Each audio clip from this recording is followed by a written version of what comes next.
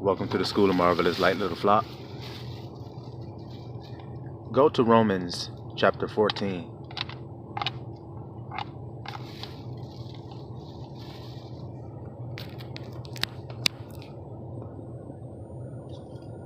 Romans chapter 14.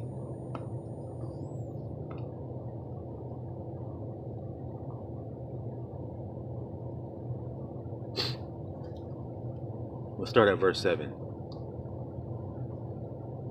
For none of us liveth to himself, and no man dieth to himself. For whether we live unto Abba, and whether we die unto Abba. Whether we live, therefore, or die, we are Abba's. For to this end Christ both died and rose and revived, that he might be Lord both of the dead and living. But why do you judge your brother? Or why do you set at naught your brother? For we shall all stand before the judgment seat of Christ. For it is written, As I live, says Abba, every knee shall bow to me, and every tongue shall confess to El. So then every one of us shall give account of himself to El. Let us not therefore judge one another any more, but judge this rather, that no man put a stumbling block or an occasion to fall in his brother's way. I know and am persuaded by Yahusha that there is nothing unclean of itself, but to him that esteemeth anything to be unclean, to him it is unclean. But if thy brother be grieved with thy meat, now walkest thou not charitably.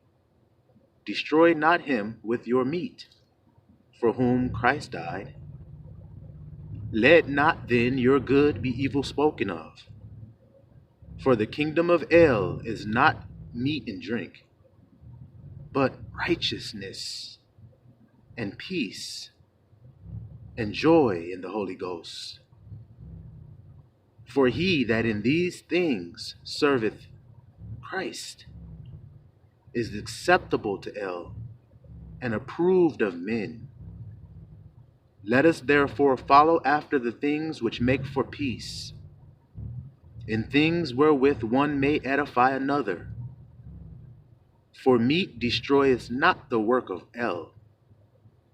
All things indeed are pure, but it is evil for that man who eateth with offense. It is good neither to eat flesh, nor to drink wine, nor anything whereby thy brother stumbleth, or is offended, or is made weak. Have you not faith? Or have you faith?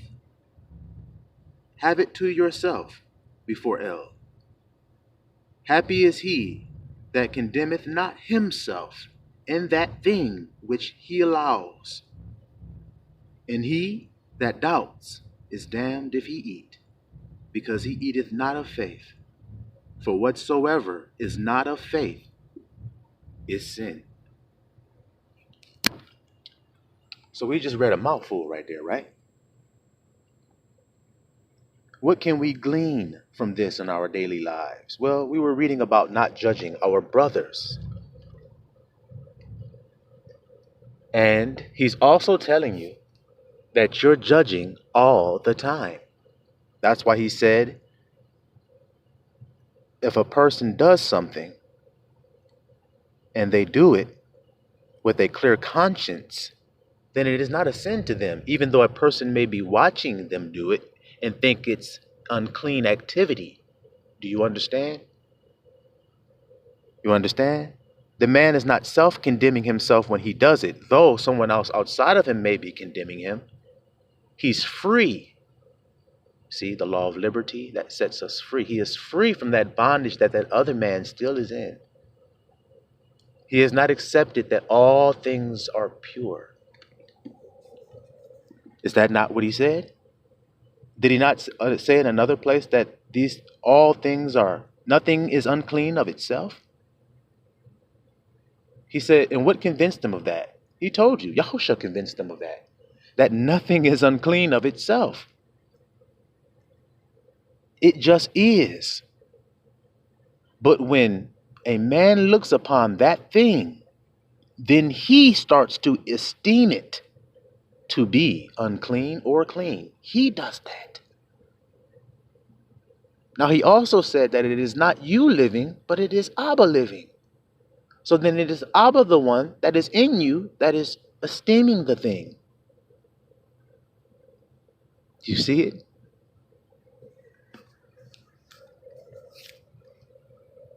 So that you know, you can discern individually. You can not discern for another. You see what I'm saying? Because you may not understand the why. How can you know the why? Especially if you don't know the person. Then how do you know why they did what they did? How do you know why? You don't know. So then you can't judge righteous judgment. Can you? Well, what is the kingdom of heaven? It is righteousness. So the only way you can judge righteous judgment is to know the what and why. That's the only way. If you don't know why, then you can't judge. So you need not judge. But many people do it anyway, don't they? Many people do it anyway. They judge anyway. Even though they don't know why. They just know what. And if they have esteemed that what, then they're going to judge. Don't you see it? So I'll give you an example. A person may say, I hate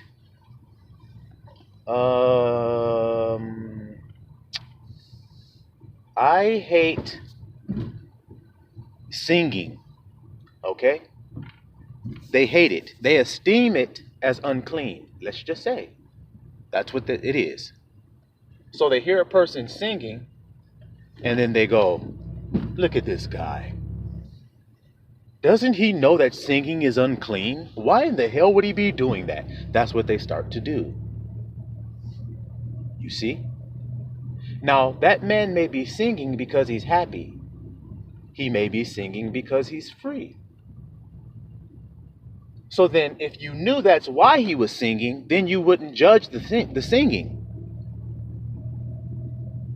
Do y'all hear that? I hope you really do. So the weightier matter, as Christ said, y'all deny the weightier matters of the law. What do you mean, Christ? What weightier matters of the law? The why. Y'all deny the why. You see what I'm saying to you? Y'all not accepting the why. You're not searching for the why. You're not inquiring for the why. And that's the weightier matter. That's the heavier thing. Wow, ain't that something? So that's actually more important than the what. But what do people in this world do? They pay attention to what you're doing. Do you hear it? They pay attention to what you're doing. Not why at all. They don't even inquire as to why. Y'all see that?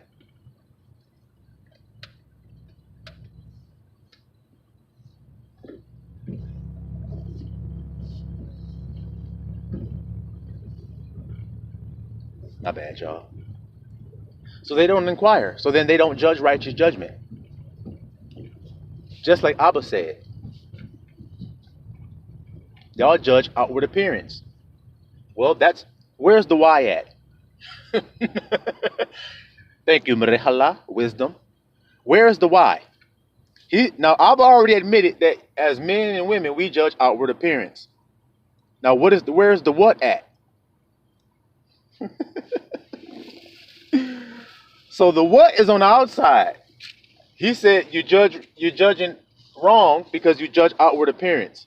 But Abba don't judge outward appearance.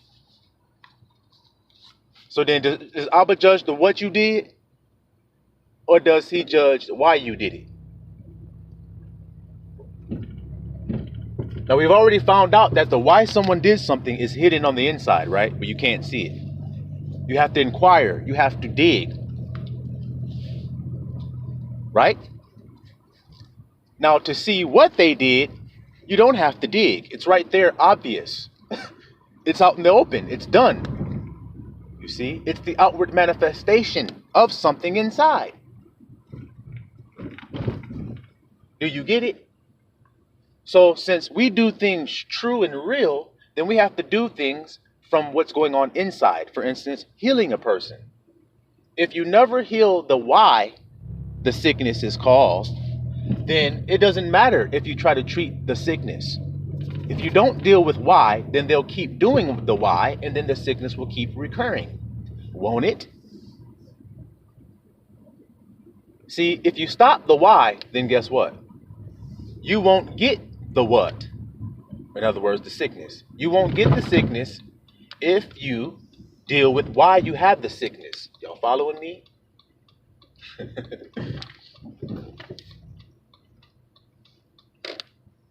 So the person comes in, they say, I have cancer. Oh, wow.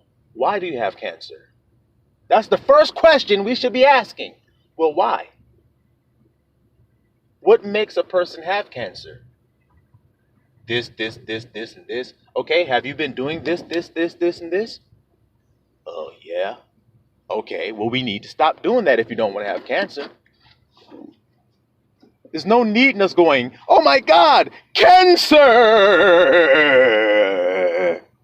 That's stupid to do that. Y'all follow what I'm saying to you? I'll give y'all another example of what I mean. When people are celebrating something good has happened and they're celebrating, do they usually do things that they don't do on a normal basis?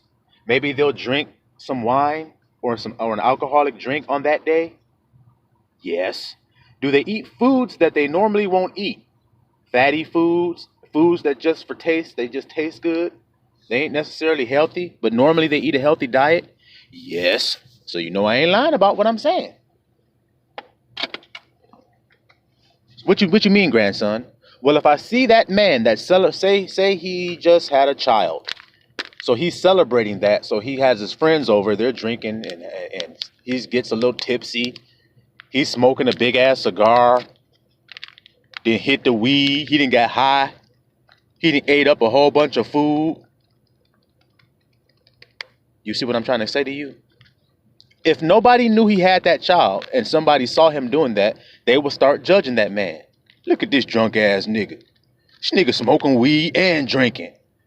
This nigga eating up hot dogs right off the grill and shit. What the fuck? Damn, this guy's a damn heathen. When every other day, he's very strict on what he does. You don't know that though. You just judging on what? But if you say, hey, what's going on over here? What's the drinking and the partying and my man is all tipsy? What are y'all excited about? They say, oh, he just had a son born today. Immediately, the what he's doing goes right out the window. You don't care about what he's doing. That's how I would do. So y'all don't get that?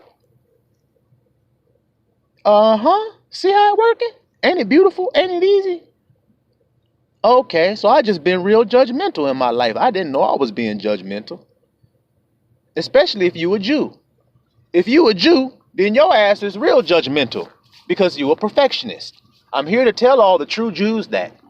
All of you true Jews are very judgmental, man, because y'all is a perfectionist by nature. So it's just what you is. You wash your hands up to the elbows in your activities. That means when you do something, you do it and you do it even extra. Y'all get that, Jews? So because of that being your nature, that makes you judgmental of others. We'll read the Bible and see if y'all wasn't the ones stoning people, being a Jew of the Jews, like Paul said. The same one who is now telling us this, what we read today. The same man. Well, how did you go from wanting to stone a man, to kill people, also uh, holding their coats when they stoned a man? How did you go from that to I judge all things to be pure and I judge nobody? And what the heck happened to you, buddy? How'd you get like that? He said the revelation of Christ did it. So Christ revealed himself to him. Now, did he? Yes, he did, right there on the road to Damascus. Come on! So, if Christ has revealed himself to you, see, then you'll be changed and altered and transformed and translated into a new creature with a new name. That's the way it worked. That's the way it worked. Because that's the way it worked for that man, didn't it? And he's the one telling us what we're reading today. By revelation of Christ. He admitted that to be so. He said, he's the one that told me that all things are pure. It is a man judging it. That's what's happening. He's judging it. And if he's judging it, then he starts to judge that person and condemn that person for what they've done. You see what I'm trying to tell you? Now, let's take the same example of the man that was eating and drinking and having the party. Now, let's say he's doing that just because. He's doing that just because. We're going to get an example of someone like that. We're going to get an example. Hold on one second, y'all. Let me find it real quick. All right. This is 1 Samuel 25. 1 Samuel 25. We're going to start at verse 2. And there was a man in Maon whose possessions were in Carmel, and the man was very great. Listen, y'all. And he had 3,000 sheep and 1,000 goats, and he was shearing his sheep in Carmel. Now the name of the man was Nabal. Okay. And the name of his wife Abigail, and she was a woman of good understanding and of a beautiful countenance. But the man was churlish and evil in his doings, and he was of the house of Caleb. So this man Nabal was churlish, it say, right? Churlish. Let's get that word real quick. Churlish means rude in a mean, spirited, and surly way, ill-mannered, discourteous, impolite, ungracious, unmannerly, uncivil, ungentlemanly, unchivalrous, ill-bred, ignorant. Y'all get it? Y'all get it? So it's very clear what he's saying about this man, ain't it? This man was stupid. All right. But he was great. It also says, see how interesting that goes? He had a bunch of possessions. He was wealthy, even though he was an asshole. Y'all see? And David heard in the wilderness that Nabal did shear his sheep. And David sent out 10 young men, and David said unto the young men, Get you up to Carmel, and go to Nabal, and greet him in my name. And thus shall you say to him that liveth in prosperity. Y'all hear that? He said, this is what you're going to say to that rich man. Peace be both to thee, and peace be to thine house, and peace be unto all that you have. And now I have heard that you have shearers. Now thy shearers, which were with us, we hurt them not, neither was there aught missing unto them, all the while they were in Carmel. Ask thy young men, and they will show thee. Wherefore let the young men find favor in thine eyes, for we come in a good day. Give, I pray thee, whatsoever cometh to thine hand unto thy servants and to thy son David. So he's negotiating with him. He's saying, man, I was protecting your sheep shearers. I made sure nothing happened to them. So basically, pay me for that. You rich. You got enough to spare, you see. And when David's young men came, they spake to Nabal according to all those words in the name of David, and ceased. So they did it. And Nabal answered David's servants and said, Who is David? And who is the son of Jesse? There be many servants nowadays that break away every man from his master.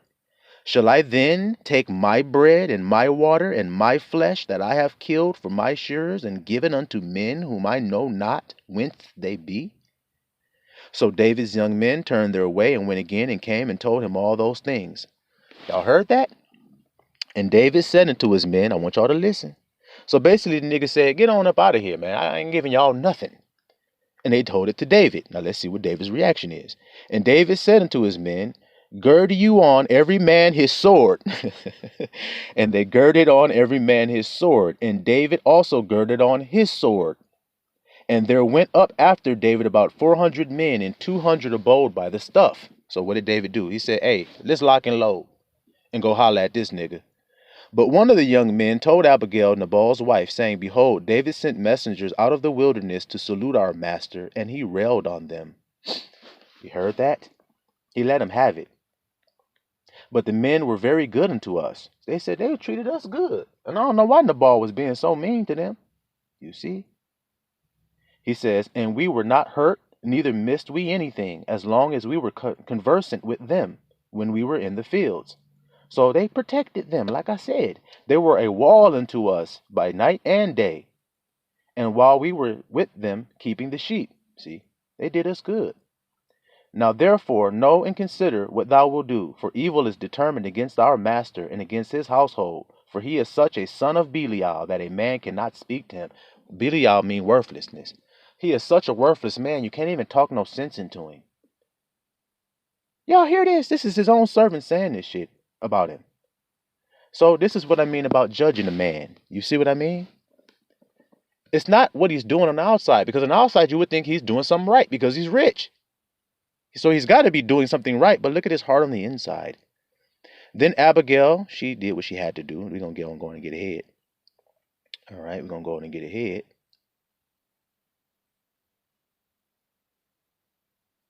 Let me scroll up some more. Hold on, y'all.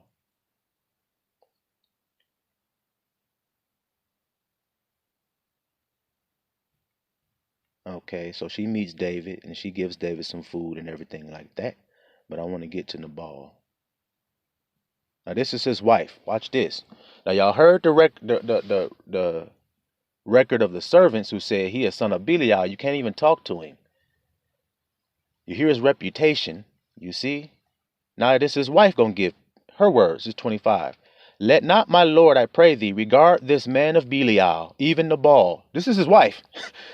She said he a worthless man. I know he worthless, but he rich. So y'all wouldn't say he's worthless in this world, would you? Interesting. Continuing. For as his name is, so is he. Nabal is his name, and folly is with him. But I, thine handmaid, saw not the young men of my lord, whom thou didst send. So she said, I didn't see those men you sent. She says, now therefore, my lord, as the Lord liveth, and as thy soul liveth, seeing the Lord hath withholden thee from coming to shed blood, and from avenging thyself with thine own hand, now let thine enemies and they that seek evil to my lord be as Nabal. This is his wife, y'all. You hear that? All right, so let me see. I want to jump ahead.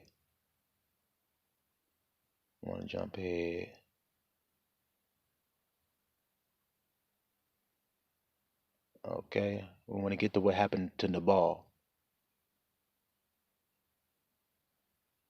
Okay, and Abigail came to Nabal, verse 36, came to Nabal, and behold, he held a feast in his house, like the feast of a king.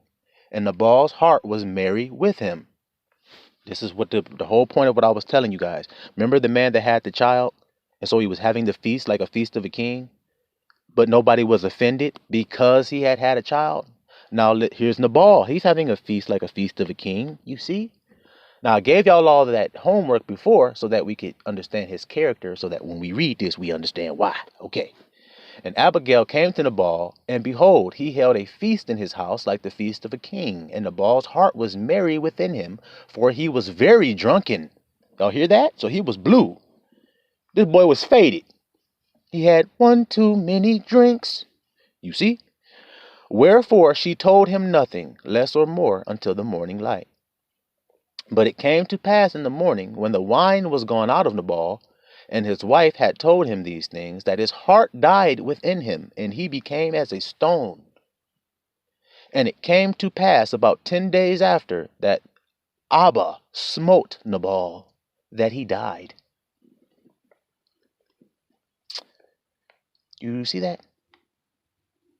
And when David heard that Nabal was dead, he said, Blessed be Abba, that hath pleaded the cause of my reproach from the hand of Nabal, and hath kept his servant from evil. For Abba hath returned the wickedness of Nabal upon his own head. And David sent and communed with Abigail to take her to him to wife. So you see that? Abba took the wicked man's goods, even his wife, and gave it to David, because Abba searches the heart and the reins. Isn't that why he chose David? Isn't that how we got that information about how to judge? Was when he chose David? And you see what Nabal said? Who is Jesse? Who is David? Abba like, wait, what? You talking about my anointed one? Touch not my anointed. Don't even talk bad about him, or this was going to happen to you. You see?